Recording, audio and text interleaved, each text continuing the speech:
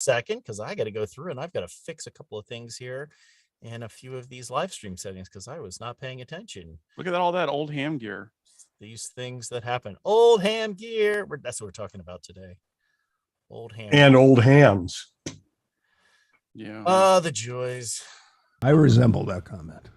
Right.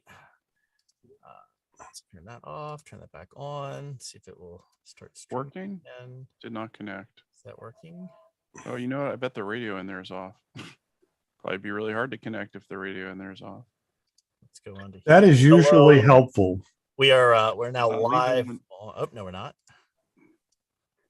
Now live on LinkedIn. That's good. Hello, if you're joining us on LinkedIn, we're going to get started here in just a minute. Please bear with us as we're getting ourselves reconnected here. Oh, I'm getting lots of check-ins. Streaming things are working. We are getting lots of check-ins. From here and there and everywhere. For some reason. Is your -2 now off? No, but it's just very low powered. Okay, because I tried to connect again and couldn't. You know what it is? It's probably hears you, but it's probably not coming back because it's only 5 watts. Yeah, I didn't hear. I actually get 3 little nice dots. When I had it up and open, just I realized like it's on an HT and more in the backyard than in the front. So hello, if you, but it's probably like transmitting back at 5 watts. WaveTalkers. We're going to get started here in just a second. And I've just got to fix something here on the YouTube page. Oops, wrong screen. Don't mind me. If only I had done this before. And I think that antenna one you were using was last week. This week we want to know what kind of old stuff do you have lying around that you haven't used in 3 years? It is.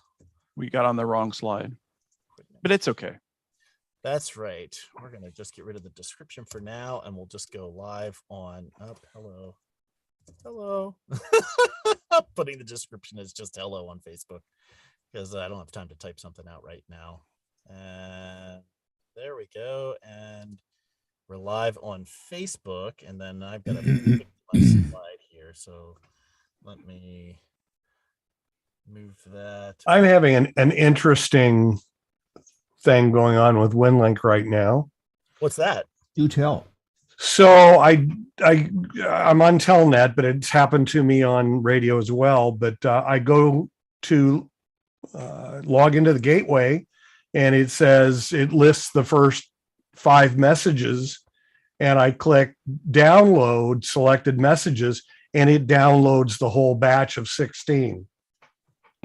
It doesn't ask me after the first 5 whether I want them or not.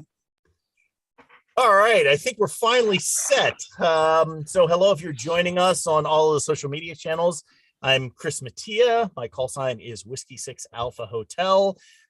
We are joined by my esteemed colleagues today, Dan NR6V, David KK6DA, and David Goldenberg's radio, W0DHG. Take the radio. Yeah, he's under there somewhere. He's there. He is. Hey, how's it going? Sorry, try and get set up for later. Right. We're the WaveTalkers, and thanks a lot for joining us. If you have access to WinLink, go ahead and send us a WinLink check-in. Use the standard WinLink check-in form. We'll step through that process here in just a second. Send a check-in to all 4 of our call signs: KK6DA, W0DHG, NR6V, W6AH, and to our tactical call sign, WaveTalkers. In the comments section, today's question is, what gear do you have that's not been used in more than 3 years? Now, don't go into like War and Peace, a long, drawn out description. This would be mostly the ham gear that you've got, perhaps some old radios or antennas or something that's hanging around, especially something that you used to use pretty often and then you're no longer using it. Just kind of let us know what those things are that you've got hanging around. And let me do a quick let me just jump over to that. You think it's true the older you are, the more stuff you collect? Mm-hmm. Oh, absolutely. Absolutely. It's part of the game. So Dan and I must have the most. Let's Wow. see. Let's remove. And Goldenberg is not far behind. Called you out, Dan. Yeah. I could bring you some stuff I don't know. put in your garage. I could bring you a lot of stuff. Yeah, there's a lot. I just do that. Junk. I think it has to do with how long you've been a ham as well. That definitely, because there's all kind of crap I've got in my garage. You should see the sailing gear that I've got. Okay, so if you're not familiar with sending in the check-in, let's step through that process real quick. You've got WinLink up and running. Go ahead and click on the new message button. It's right here in the upper left-hand corner. And when that comes up, just click on select template. It's right here at the top. Click that button and it should bring up another window. That's your template manager. Click the little plus next to standard templates. Go down to the section for mapping GIS forms. Go ahead and click on that. And the one that you're looking for is right here, WinLink check-in.txt. Just go ahead and give that a double click. And if the demo gods are with you, it should open up that form in your browser in a form that's pretty easy to format, that's pretty easy to work with. Just go ahead and let us know this is an exercise. Tell us what band you're connecting from. Since you're already connected to the stream, you're already connected to or joining us here in Zoom. Thank you very much for doing so. Go ahead and just use Telnet, so just not applicable in Telnet. If you need to use RF, you're more than welcome to use RF to do your check-in. This is where you put all 4 of our call signs separated by a semicolon. And our tactical call sign, we'll have one of the guys will put that in the chat so people don't have to type that. Then fill out the rest of the information here. Be sure to include your latitude and longitude so we can map you at the end of our session and see where everybody's checking in from. That's always a lot of fun. This is that comment section that we talked about. This is the place to fill in the question of what gear do you have that has not been used in more than 3 years? Kind of almost scared to see what comes in with some of these questions. When you're finished filling that out, hit the submit button. WinLink, through the magic of the development team, should go ahead and fill in all of that information as a text document right there inside of your message. Go ahead and post that to your outbox using the post to outbox. You will, of course, need to open the session in order to transmit that. I'll do a quick check here real quick. I'll click the start button. And look at all those check-ins. Look at that. Check-ins rolling in. Whoa. I've already checked a whole bunch of them. That's great. Do you see your call set? Woot. People coming in all We over. might tell everyone, Chris, that the WinLink check-in form is now in 2 places. Oh, in the template manager. It's the same form, but they put it in 2 places because it is now uniquely one of those forms that can be mapped, which is just an amazing, powerful thing. It is. The other place for that form, I'll go and open up another message and show you. We'll click on select template, and it's still in the standard templates. You want to go in there. We just looked inside of the mapping GIS form, so it is definitely one of those. It's right here, the WinLink check-in. If you come up here to general forms, click the little plus next to that. It is also right there. It's the same form. They're just same thing. Ways to get to the same 2 places. Position. So I'm going to close that up. I'm going to close this up, and let me go back over to the slides real quick. There's the information. And today what we are talking about is repurposing old gear and how to be able to use it. Now, one of the common themes that we've had throughout this series, this WaveTalkers live series, is to work through the process of helping you learn, master, and apply a variety of these different concepts and tools. And we'll do a quick little review here of some of the things that we've covered thus far before we retrack back to some of the earlier days we were going to do. So we started off the overall series, helping you learn about WinLink, the overall WinLink system, how it's all arranged, how it's organized, how you connect WinLink to your radio, sending messages through an RMS gateway, how those gateways are both connected to each other via the internet as well as through RF to each other, and how that establishes a very robust system. If you've been with us kind of since the beginning, thank you very much for doing that. If you're not familiar with some of these things, go ahead and go back and watch some of those older older episodes, because it'll help get you up to speed on some of these different technologies that we're going to be talking about, and then how we'll be able to move forward with this. And if you have been watching us, thank you very much. If you'd like to join us inside of the Zoom for these, go on to wavetalkers.com and click the join us link. And there's a form that you can fill out, and we'll send you out the Zoom link to be able to join us live here in the show. Like and subscribe to us on all the social media channels as well. It really helps us keep this thing rolling. So we've done a lot of talking about WinLink, the overall setup.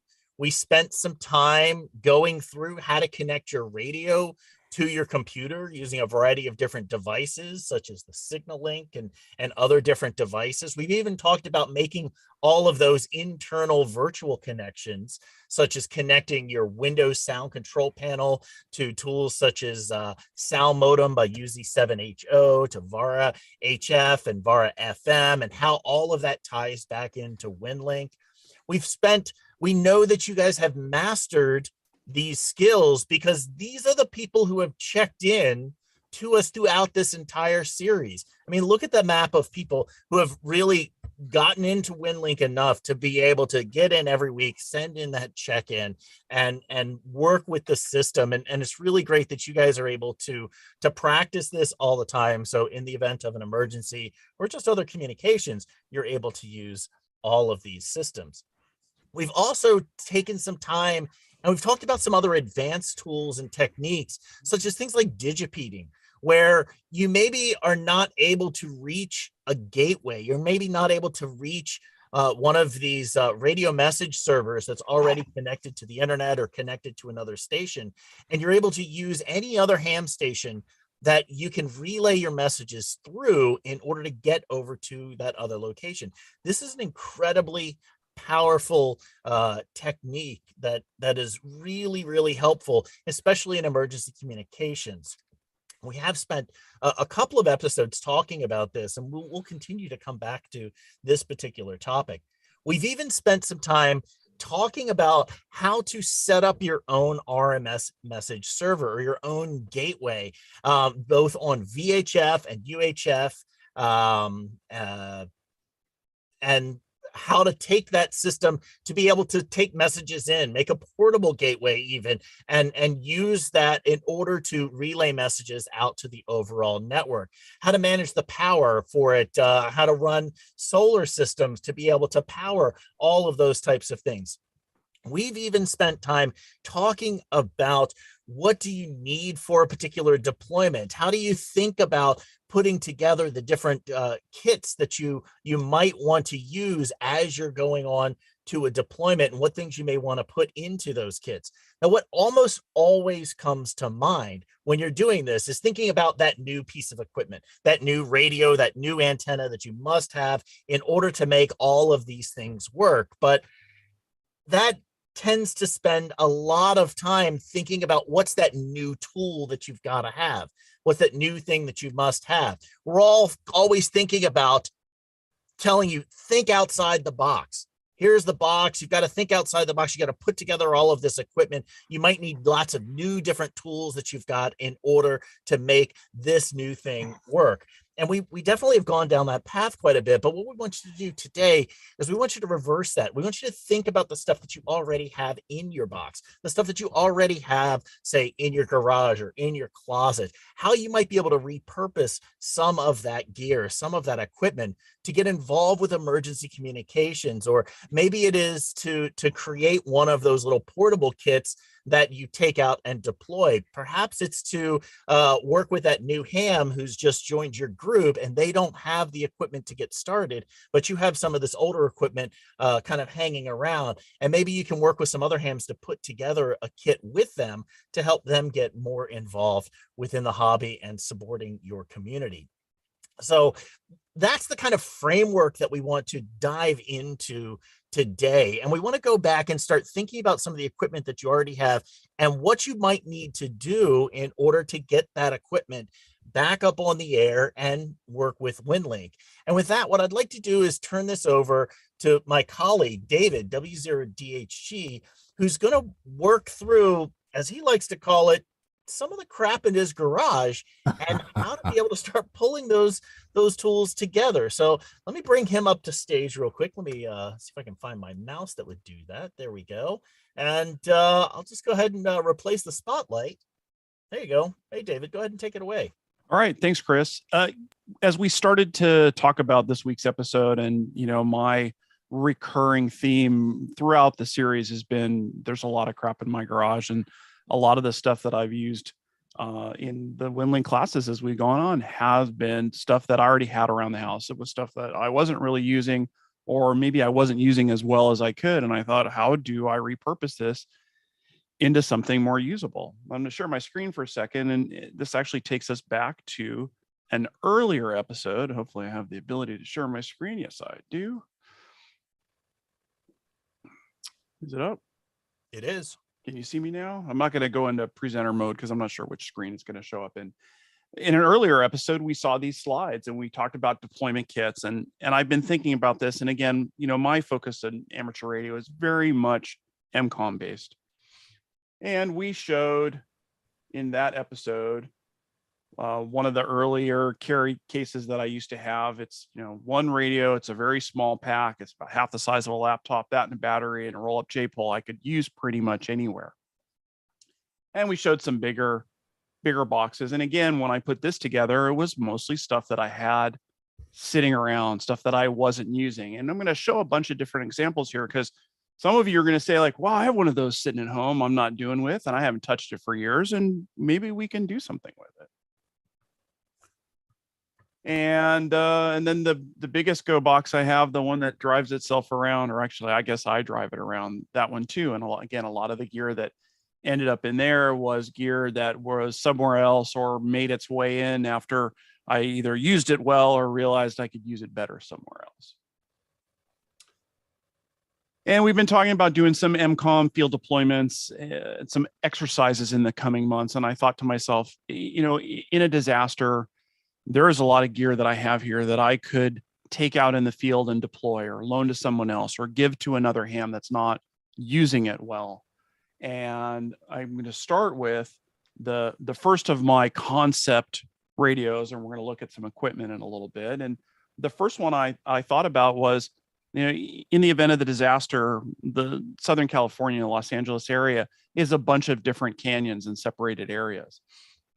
And one of the things that we were challenged with when we started setting up our WinLink gateways and teaching these classes was that Dan could just about get into the network that was in the San Gabriel Valley, and I couldn't see anything at all. And once Dan's gateway was set up, then I had a gateway that I could access. And then once I set my gateway up, then we could access into Ventura. And I realized that this was a huge improvement, and we've all grown the network out over the last 2 years or so.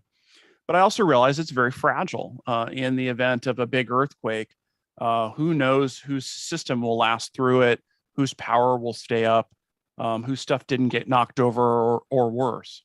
And so I started thinking to myself, well, gosh, if we needed to get over the hills into the city or past the hills to the east to the San Gabriel Valley or up towards Chris in the Ventura area, maybe there are little things that we can do with stuff in my garage to help kind of facilitate those things if the disaster took out some of my equipment or other people's equipment as well. And the first thing I thought about is in the bag that I carry around every day, I take this to work when I go to the office. There's a little Cordura bag in there, and in the little Cordura bag there's an HT and there's a signal link, and I can plug it into pretty much any PC, and I have a WinLink. It's either a gateway or a client station, and it just depends on which software I decide that I'm going to load on the machine that I have. And I thought, well, I got that B-Link PC too. Maybe I can put it all in a box. And as Chris said earlier, we were always thinking about inside the box. This is literally outside the box on the bottom because the box is upside down. And someday it will make its way into a box. That's something that I could take out and drop in the field somewhere because we've lost communications. And on the right side there, you see I've got it's a push-up mast with a tactical J-pole antenna on the top. It's up about 20 feet.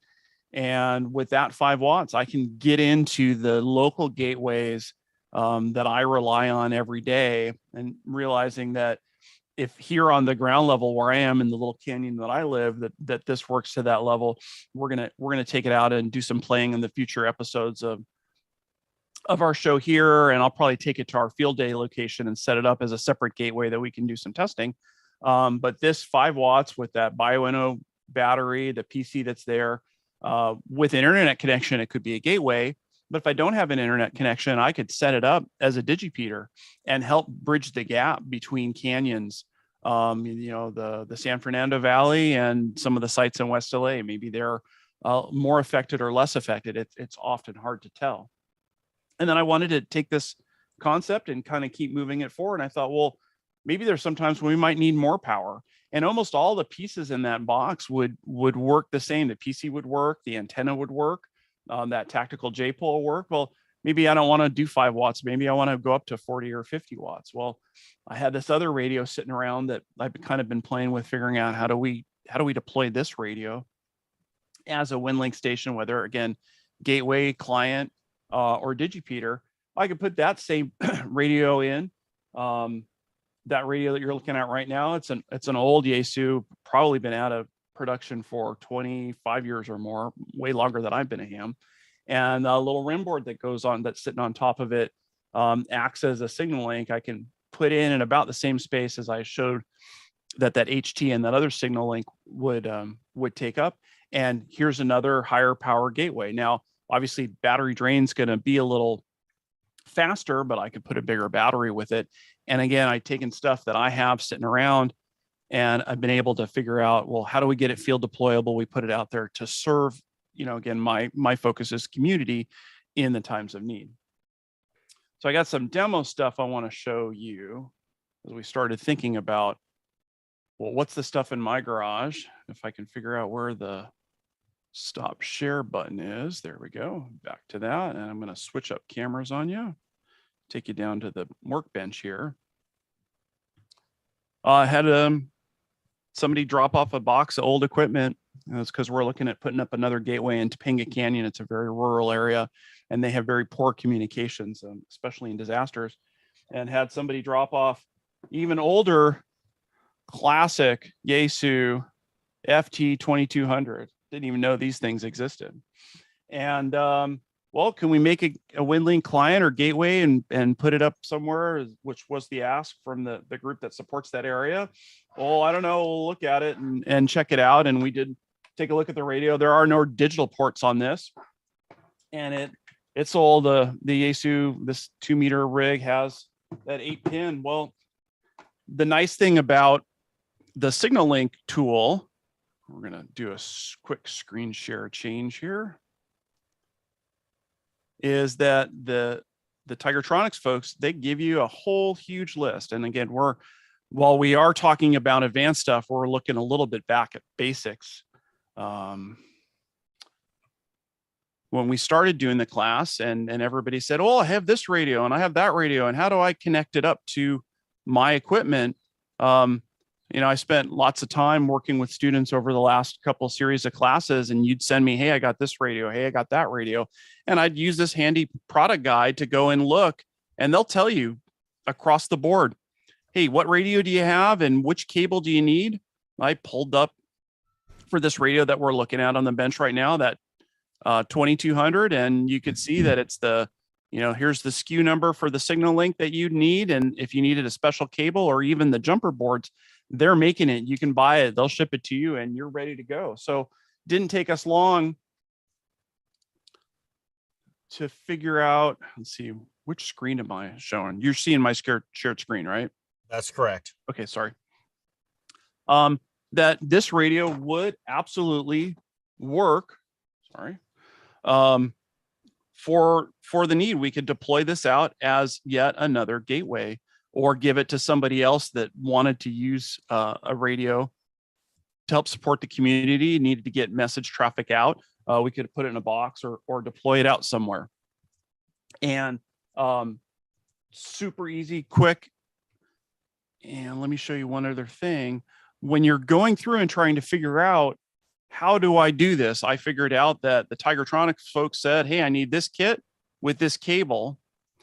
They're going to show you how to wire it up as well. One of the things you'll want to do is go find the manual for your specific radio. Hopefully you still have it. If not, the internet's a great place to find these old ones. Again, this radio was kind of donated to the cause. There was no manual with it. I was able to find it online and looked at it and realized that in some ways this older radio is better than some of the new 2X series in terms of hooking up and connecting as a gateway or as a WinLink client station, because this one on the microphone jack, it actually has the speaker output. And I don't need to use that extra cable that you'd get if you had a radio that would use the speaker output. I could run one cable from the radio directly into this guy. Oops, camera got off here. Into this port on the front and into the back of the signal link, and up and running. Quick, easy. All the settings were basically the same. Once you have the radio configured, any client PC that you plug in will work. And the same thing as far as the Windows PC, once it's configured, it'll almost accept any signal link and any radio that it's going to output to. Well, that was one radio that came along in the box. And then there was another one that we're looking at. And you saw this a couple of minutes ago, and I'll show you a little bit more about this radio. Again, this is that other radio that I was working with that I had laying around. This is the FT2600M. And this one didn't have in the microphone port the speaker out, but what it did have was a DB9 port in the back, serial port or communications port. And we did some research on this, and I actually already been playing with the Alincos and this rim board here that you can see. And I looked at the configuration and realized, well, the pinouts are exactly the same for this radio as the Alinco standard, and plug this in. And sure enough, the two work together. This is a real low power solution. It will plug into the back of the radio. It means less stuff that you'd have to have in that box or your Go kit or whatever you're going to do with it. Or you can put it on the counter here. I had this running my gateway for about 2 weeks just to test it out to see if it was going to be consistent and effective. And now we're going to deploy this out at some location, because I don't need to hear anymore. Cost about $40 to get, or $50 to get this rim board, which is a lot less than the Tigertron signal link would be. And we're going to deploy this out in the field as a gateway to cover part of the Malibu area that doesn't have any coverage right now in the coming months. And it got me thinking, well, what other equipment do we have around? What other tools? What other stuff? And that kind of led us to what this episode was going to be. What you can see here, excuse my camera work. At the top here is my gateway. There's a radio here up and running, the PC, and it's asleep. There's battery backup on the ground, as well as a UPS to run the other parts. But I started looking at the first Go box that I built, and the Go box is the Go box that I use most weeks to check in our local AresNet, and when we deploy for exercises, or if there would be a real event, that box pulls out. There's one power plug that feeds into there and a couple antenna ports that come out. But I started thinking to myself, well, gosh, there's a signal link in the back of that. There's a bunch of radios there, including an HF radio. And the next project that we're going to bring to you as WaveTalkers from my garage stuff, and it'll be a while down the road because I need to do some logistical planning here, would be to take, there's an HF radio in there, and to look at putting that HF radio up on the air as an extension of the stuff from my garage that we want to take and use and put back in use in amateur radio. And who knows, someday this might get passed on to another ham, because there is a lot of equipment in my garage. And I would encourage everybody that has that stuff that's sitting around, and as you sent your messages to us today in your WinLink check-in forum, stuff you haven't used in 3 years. Well, if it's not doing something, let's figure out what we can do with it and how to deploy it in other ways. I wanted to stop for a second here and see if there was equipment that folks emailed us about or thought that they had sitting around that they thought, well, maybe I could stand up a WinLink gateway in my area, or provide a WinLink tool to someone in my community that is starting to learn about it, that doesn't have the equipment, or would help bring them up to speed. And I kind of want to walk somebody through how you'd go about figuring out, is that radio capable? What was the equipment that you might need or want? So if somebody wanted a pop, quick radio model in the chat, I just walk through the process, what we used to do when we got people up and running. Hey, David, and don't go finding that most difficult radio out there, because some of them aren't going to happen. David, I see that Kit in their check-in. They're coming in from Gig Harbor, Washington. They said they have their original mobile radio that they've moved into their house. It's a Kenwood TM261. TM261. All right. Well, let's take a look. And I saw Carolyn posted something in the chat as well. Carolyn posted, she's got a Yaesu 2900R. Okay. Well, the TM261, if I'm going to share my screen, because again, I'm going to show you. I'm reading right off of the Tigertronics documentation PDF, there. And we have that PDF is linked on the WaveTalkers website. It's right on the resources page for WinLink. If you click on Signal Link, we have a direct link to that PDF that David is showing right now. Perfect. So you can see here the 261 would be this part number, and when they end with RJ4, usually that's one that plugs into the mic port. It's a standard RJ12 type connector. It's kind of like a phone plug, but there's 6 pins on it. And that's basically all you need. That kit would get that radio up and running on the air. Now, interesting. Remember that number, that RJ4. I saw Carolyn posted in there FT. What was the number? 2900. 2900. That was the first radio I had set up at my place as a gateway, because it was a radio that was sitting actually literally. Well, you can't see it now. Oh, yeah, you can. It's a radio in this Go box that was sitting here, and that was the first one that I had up and running before I separated out. And if you look here on the list, that 2900 that's also that's an RJ1, so it's a slightly different jack, a slightly different port connector to it, but that also would plug in through the microphone jack, and there's a single signaling part number that you could go and order. That kit would come in the mail. It will come with wiring instructions for you. You wire the jumpers, and for that radio that we're talking about, Carolyn, you do need to include this little jumper cable that they include. Most people think, well, what am I going to do with this? This allows you to use your signal link with a radio that doesn't have the speaker output on the microphone, or a specific dedicated data port that has both the audio in and audio out.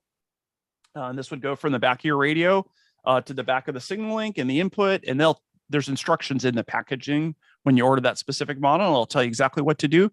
Plug it in, and it absolutely will work. That's the beauty of the Signal Link, is that it will work with virtually every radio out there. They may not have a pre-made kit for it, but if you can find the mic jack wiring, pretty sure you can make it work with a Signal Link. Yeah, absolutely. And as a point around that, when I did the connection for the radio that was there, that 2900, I didn't buy a new kit. I had a Signal Link here that was in that box hooked up to a different radio, one that had the 6-pin DIN port on the back. I disconnected it. I changed the jumpers over. I wired my own cable, our RJ12 cable, with connectors and stuff that I had in the garage. Plugged it in and used that to run the radio. So I'm running with a custom cable for that one. Now, some of the times I will make my own cable, and some of the times I'll buy my own cable. I'll admit to everybody, for this one that we showed for the FT 2200, that microphone jack cable, I thought I had one of these in the garage, and I was originally going to make it up. And then when I looked and saw that the cable would come pre-made, ready to go for, I think it was $20 shipped from HRO, it wasn't worth climbing through the piles of stuff and going through all the empty boxes or all the full boxes that I had, looking for that one little connector. I thought, let's get this thing on the air. And so I bought the pre-made cable, and they do a really good job. They're very nice, good quality cables, but you can't make your own. And if you have the stuff sitting around and you have the time to do it, the only thing is I used to make cables like these all the time. I hate crimping or soldering the little single pins on these to get them in there. I was hoping I had one that was pre-wired. I just cut the end off and put it on, and again, just bought it. So are there other folks that had other equipment that think, well, maybe it'll work or maybe it won't? I will warn folks, Chris and I started talking about this episode. We wanted to do like a strictly baofeng only episode. Not really, but we had talked about it. We have played around with it. The radio that I showed you out for my portable one that's running off HT, it's a Chinese radio, so Woshan. I have had better luck with those. The audio is a lot better and cleaner, and the delay is a lot better and cleaner, where I have seen people get the baofengs to work. The signal link clicking on, clicking off, and switching between send and receive, send and receive, send and receive. I've heard stories where some of the radios that aren't quite as tight don't work as well. So I didn't stop there. I went right to the Woshan, and that radio works great. Those batteries last a really long time. Disconnected from the radio, you can plug them in 6 or 8 months later and they're still fully charged and you can use them. And I think that's going to be a good deployable field test. We'll take it out at field day.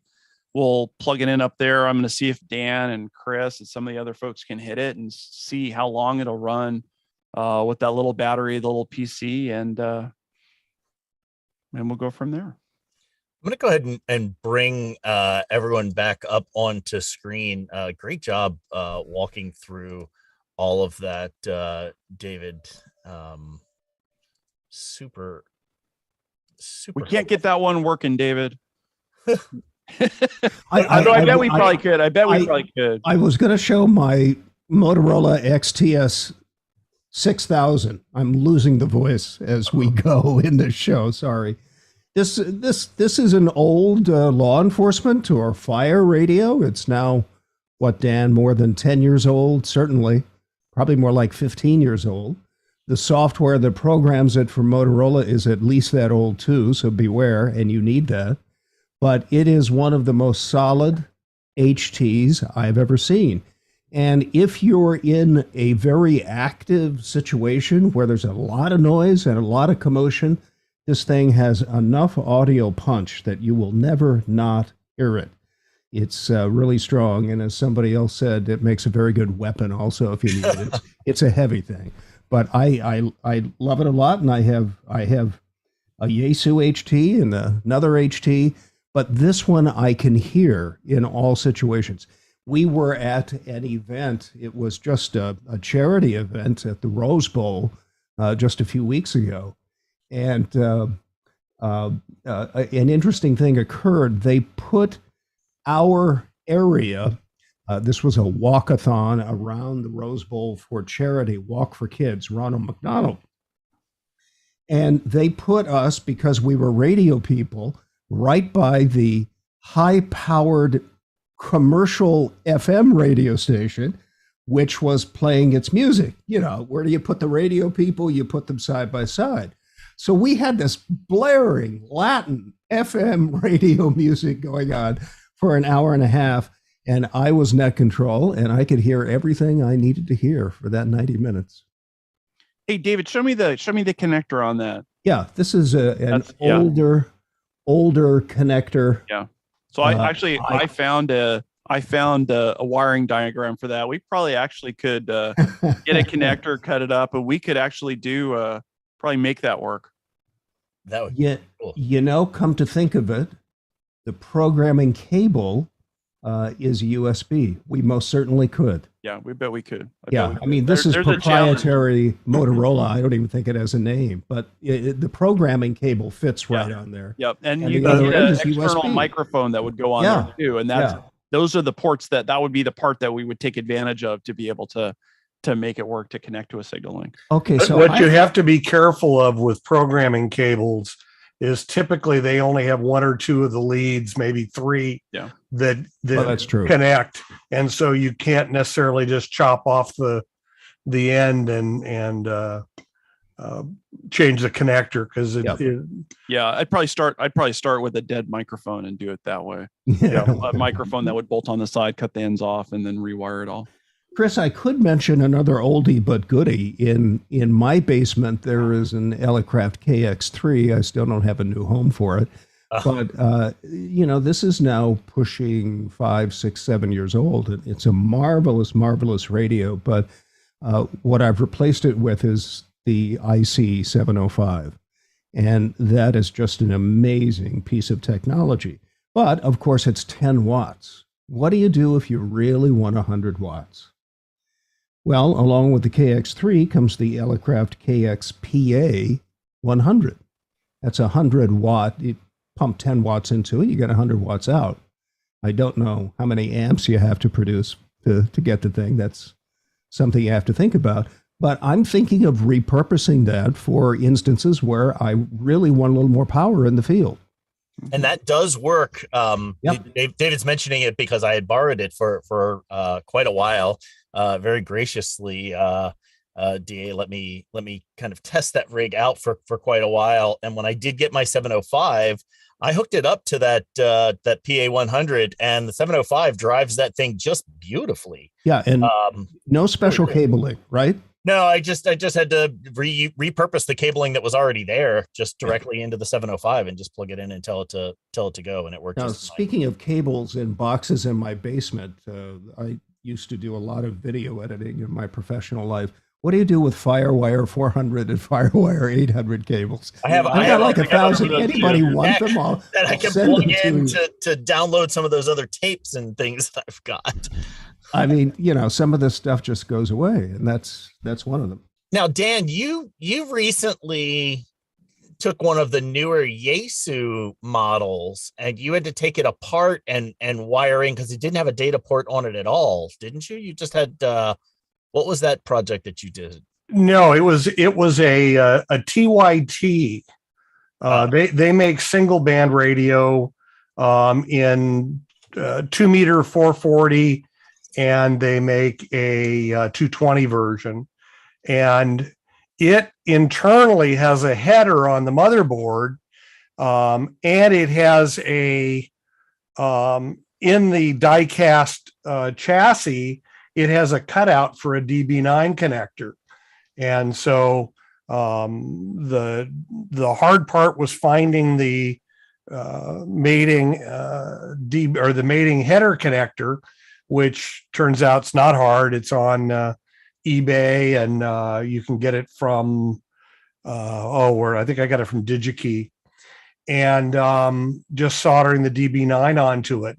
And if you use the same wiring scheme as the Alinco DB9, then any of the sound cards, the RIM board or the DRA boards that are made for the Alinco radios plugs right in, and it makes a pretty good radio. They sell for under $150 and seem to be a fairly solid radio for that purpose. So I guess one of the other take-home messages then is don't be afraid to get in there and try and do some modifications of some of this old gear.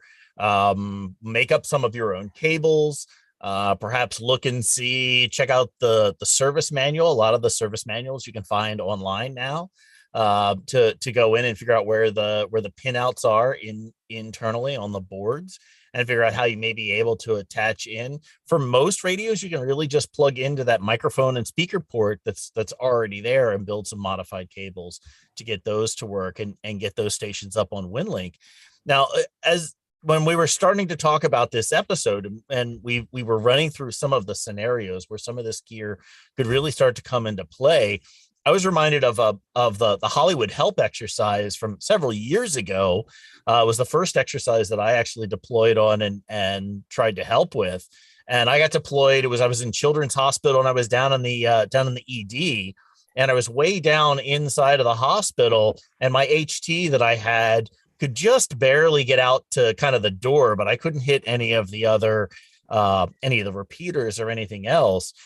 it would be a perfect place to be able to take one of these little small older kits and put in as a little digipeater station that I could then be able to use as my own relay station to get further out, because maybe I had to be down inside of a building, or in Southern California where we've got all of these different canyons set up. And maybe one of the things that we could do with one of these kits is really just take one up, drop it up on one of the mountaintops, and extend the network out so we can then digipede out of the area to get into another location. I see some notes in the chat about crossband repeats. Yeah, absolutely. Perhaps you've got one of those older radios that still had crossband repeater capabilities on it that you could rig up, and you could use that for voice. I mean, you don't have to limit yourself to thinking just about WinLink or just about any one particular technology.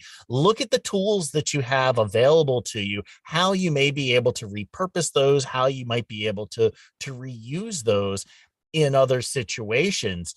When we think about that list of all of those different kits that we've talked about, being able to put together some dedicated kits where you've got, this older radio and it's really good for being able to do this one particular thing, build a kit around it so that it's ready to go and it's got all of the components so that you're able to just grab it and go if you need to. Another source of radios, if you don't have David's garage, is on eBay, you can get used commercial radios that have been pulled out of fire, police, taxi cabs. These are bulletproof radios, and they're often available very cheap. We have a bunch of the old Kenwood commercial radios. These were donated to ACS. Originally, they were used for the Baker to Vegas race, but we've got a stack of these, and you can always go in through the mic jack. They do have a data port internally. Unfortunately, the wiring dongle for that is no longer obtainable, and I've had difficulty finding the connectors, the headers, but you can always go in through the mic jack. Two other caveats, though. One of them is that a lot of these, the software has to run on DOS or a very old version of Windows in order to work. And you have to find the software. It's pretty readily available on the internet. The other one is these radios don't have a VFO, so you've got to program them in order to make them work. So if somebody comes up to you in the field and says, can you add this frequency? Unless you brought your programming stuff, you're going to be stuck. But they're bulletproof radios. They work extremely well and fairly compact as well. We've also got some Vertex radios that came out of that same batch, and those have a data jack. And I'm working on getting those. I haven't been able to get the programming software to work yet. Because again, I think it needs to be an older version of Windows at least. But those for under $100, you should be able to find a good commercial radio. Motorola's, there are a lot of Motorola's out there. The CDM 1250s are pretty readily available, and those are supposed to be a very bulletproof and solid radio too. Any other thoughts from folks, or any other questions coming in the chat? I've seen some comments go by about making sure if you are deployed inside of a hospital, you want to keep your power levels low so you don't interfere with any of the equipment that may be inside of the hospital.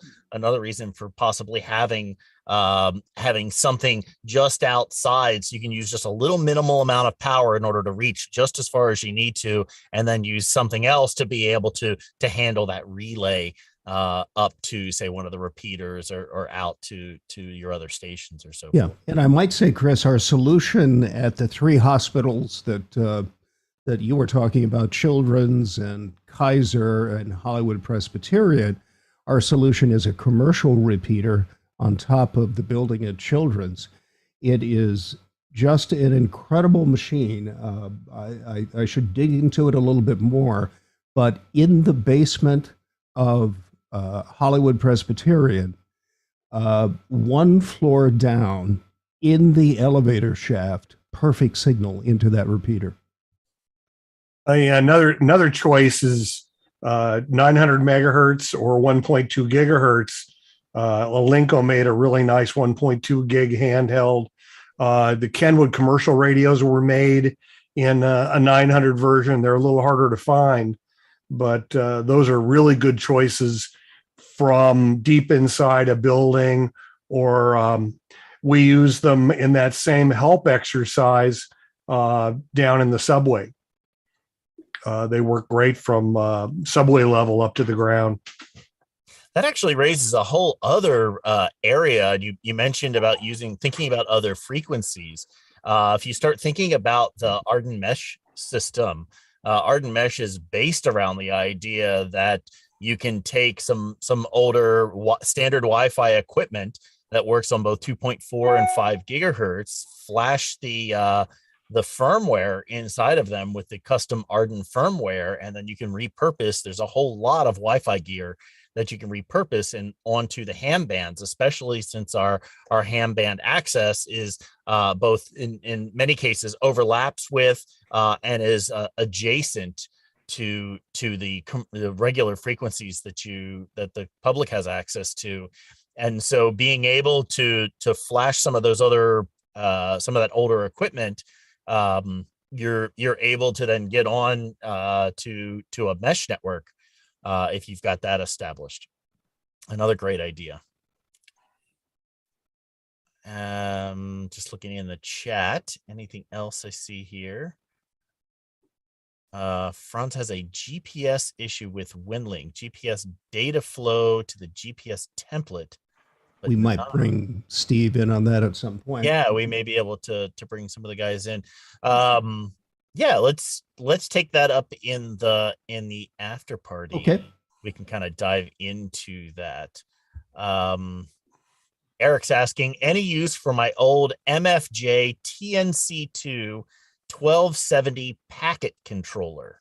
Ooh. That's a good question. APRS packet. Yeah, probably. Yeah, you may be able to work with 300 baud sound modem too. Yeah, that's what I sent in my check-in. I got a couple of Cantronics TNCs in the garage I haven't used, and it's been about 4 years because we used to use them as a backup for the AC100 packet, but now we're doing that all on mesh.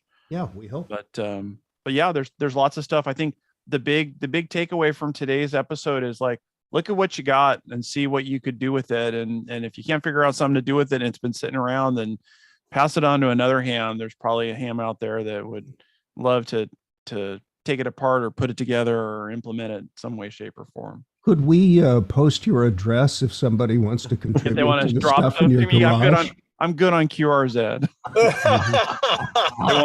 want to be careful about that. crap to add to my garage. Sorry.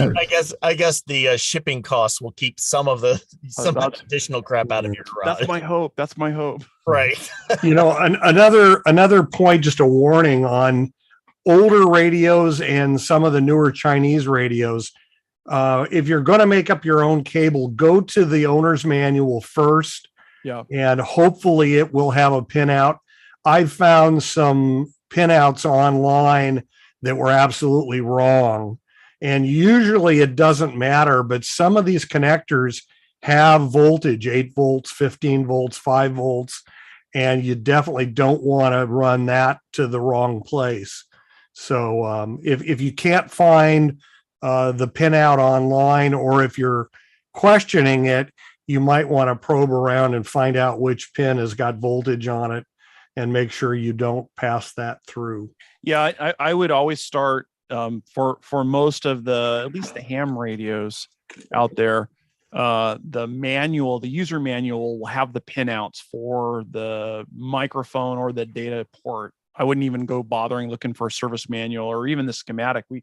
We started when I looked at this 2200, we started looking at the diagram, the technical diagram, and following all the traces here and there and where it was. And in the meanwhile, while the two guys were trying to follow all the traces for each one of the pins, I went online and I Googled, user guide, and pulled up the user guide. And on page 79 had each pin and what it was there for. It was way faster and more efficient. So start with that user guide and see if that doesn't have it in there. You might go to the schematics if you can find them. If you have the original box, a lot of people will do that. They'll get their new radio, they'll take the original box and they'll stick it up on a shelf somewhere because they think I'm going to put this back in there. Go open up that original box that you may have and look inside. There are a lot of radios that they give you the connectors and they give you the little, the wiring stuff for it so you can wire it up. And a lot of us have just forgotten that stuff is in there. Go ahead and open that up and you may be able to create that custom cable that you need for whatever that rig is that you've got, or find one out on the used market on eBay. Let's see. We're getting close to the top of the hour. So let me go ahead and bring up the check-in forms. We'll see how we did with folks that were checking in. So let me just do the whole remove spotlight and then re-spotlight myself back up. Oops, not add spotlight. I got to replace the spotlight. I wish there was a replace spotlight just from inside of being able to do that, but there's not. So there we go. And we'll come back over here to the walk up, which is right there. Do the little transmogrify trick thing. Whoa. Into the corner. Whoop. Kind of fun how all that works. Let me do one more check here of the check-ins inside of WinLink here. We'll go ahead and open up. I'm just going to use Telnet. I'm not going to use use up any airtime. There's more check-ins coming in. Look at that. Love it. Go ahead and download those. And then we will bring up the map of where folks have checked in. Now, I did just quickly grab a screenshot just before this episode. So I know my filter is set to 0 here, but in order to check, now you of course have to receive the check-in into your WinLink account in order for the map feature to work. But if you're doing an activity with your group, as long as the folks in your group send in their check-ins directly to your account, you can do the same thing. You just come up here to the menu bar here inside of WinLink, click on the little globe icon. You click the drop down here to select which form that you want to display the data for. I'm going to use the WinLink check-in form. And you can choose which type of map you would like to see that displayed on. I'm going to use the Google map. If you would like to, maybe if you're in an EOC and you're receiving data in, you need to hand that data off to someone else. You may want to use one of those export form data to export that out as a CSV file. You could then take all of those form data, hand that off to somebody. Maybe it's somebody who's in the EOC and they're working on the GIS system. They need to map in all of the data that's coming in. But I'm just going to come down here in the bottom lower left, click on display map. I'm going to blow that out to full screen. Again, this is everybody who's ever checked in here with us on WinLink. We've got a great coverage here. We're going to come up here to the set filters button in the upper left-hand corner. And in order to see all of the check-ins that have already come in forever, you can just set this display records no more than 0 hours, and 0 just says, go ahead and show me everything. I'm going to change that to 6 hours because we did get a few folks who were not able to join us. They had sent in a check-in earlier today saying, hey, I'll catch you on the recording. I've got some things going on for Memorial Day weekend here. So I'll change that to 6 hours, and I'm going to leave all of these filters set to the default for now. We could come in and play with these in a little while, but I'll click save. And there we go. There's the folks who are joining us here on Memorial Day, on the Memorial Day weekend episode. We've got folks coming in here from Hawaii and New Zealand. We've got Germany and Austria and all across the U.S. Folks in Canada who's joining us. We've got Victor Echo 3 Yankee X-Ray up there in Canada. Thanks for joining. Here is WA1 URS up there in Bangor, Maine. Great to see you in there. KD8 VJD. Look at that down here. KC5 LAA on the map again. Thrilled to see there. Some of our other friends in Texas. N1EW, who, by the way, when we did the solar powered gateway, N1EW checked in almost every time we changed the cycle. It was great to see. We got so many check-ins from them. It was really good to be able to see that. So thanks a lot. N8JBC, thanks for checking in. This looks like Steve. He's coming in from his shares account. Thanks for checking in, showing that cross ability to be able to communicate across these different systems, staying within privileges, but still being able to establish all of those different levels of communication. So thanks a lot, Steve, for checking in and all the things that you do. We've also got KG4, OPX. We'll come up here to the Pacific Northwest. We've got N7 RVC. We've got N7 JVQ, WB7 PDA, a whole cluster down here in Southern California that are all over the place. We've got KI0KY coming in from, looks like, Colorado there. So thanks a lot to everyone who did check in. If you're watching us on any of these, please make sure you subscribe to us on our YouTube channel. Go ahead and give us a like on the different episodes that you find really helpful. If you find the content that we're creating helpful, on WaveTalkers, there's the buy us a coffee link. It really helps to help cover all of the infrastructure and so forth that we're constantly using in order to bring the show to you every single week with the content that we're creating. So we really very much appreciate that, and appreciate everyone who is showing up, joining us, watching us wherever you are. Again, if you want to watch us live inside of the Zoom and participate in the after party, just go on to wavetalkers.com, scroll down to the bottom, and there's a join us link. Fill that out and you'll get our email when we send it out. I see King. Oh, King, you joined us. You were able to break away for a little while. Who is the guy from New Zealand? That is Terry down here. Terry has been joining us for many, many weeks now. ZL1HOG. Great. We've actually had a couple of conversations. He's been on here chatting with us a few times for these, and so excellent. There he is. Hey from New Zealand, from the ZL land. So